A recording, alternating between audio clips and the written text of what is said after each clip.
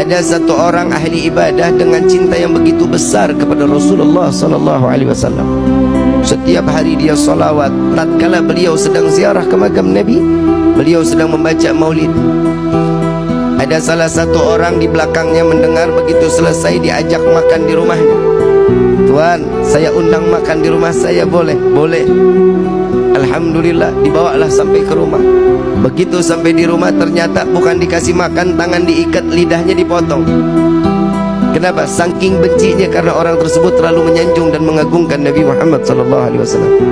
Aku tidak suka tatkala engkau terlalu mengagungkan dan memuliakan Muhammad, karena Nabi Muhammad adalah bukan seorang Tuhan yang wajib kita muliakan dan kita agungkan. Dipotong lidahnya. Saat itu juga dilepas orang tersebut, lidahnya digenggam, mulut penuh sama darah, lidah digenggam, dibawa sampai ke depan makam Rasul sallallahu alaihi wasallam.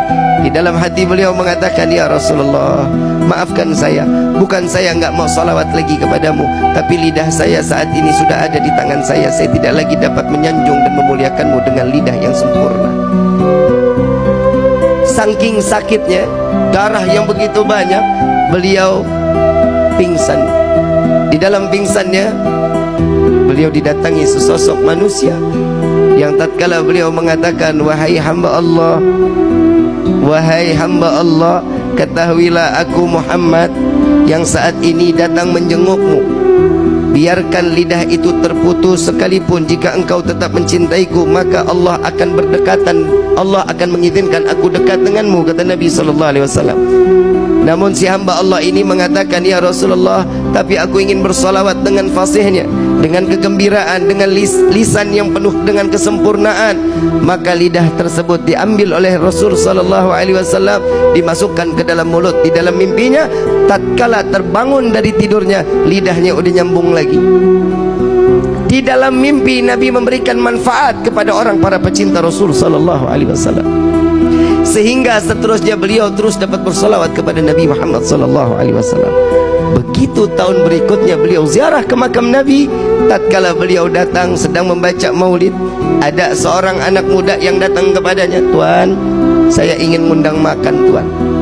Sekiranya Tuan sudi untuk ikut dan saya menjamu Tuan, marhaba, ahlan wa sahlan. Enggak ada sedikit kesultanan. Lalu dibawalah oleh anak muda tersebut lewat gang yang sama, lewat jalan yang sama, ingin masuk ke dalam rumah yang sama. Lalu beliau mengatakan, wahai Tuan, saya pernah masuk ke dalam ini. Dahulu lidah saya dipotong oleh pemilik rumah ini. Apakah engkau juga ingin memotong lidahku, kata orang tersebut. Tidak, wahai hamba Allah, aku mengajakmu untuk mencicipi dari rezeki yang apa ada di saat ini. Beliau masuk ke dalam rumah. Tatkala makanan sudah disediakan, makannya sudah selesai, dikeluarkan kandang yang begitu besar, hadirin. Kandang begitu besar, begitu dilihat di dalam ada monyet yang gedenya luar biasa. Lalu ditanya, ini apa ini? Tuan, ingat dahulu engkau bilang engkau pernah dipotong lisanmu, engkau pernah dipotong lidahmu oleh ayahku. Dia adalah ayahku yang Allah kutuk menjadi kerak yang besar. Maka wahai Tuan, maafkan ayahku, biarkan dia kembali dalam keadaan wujud yang sempurna. Maka hamba Allah ini mengangkat kedua belah tangan, ya Allah, aku maafkan orang tersebut yang telah membenciku dan membenci Nabi Muhammad SAW.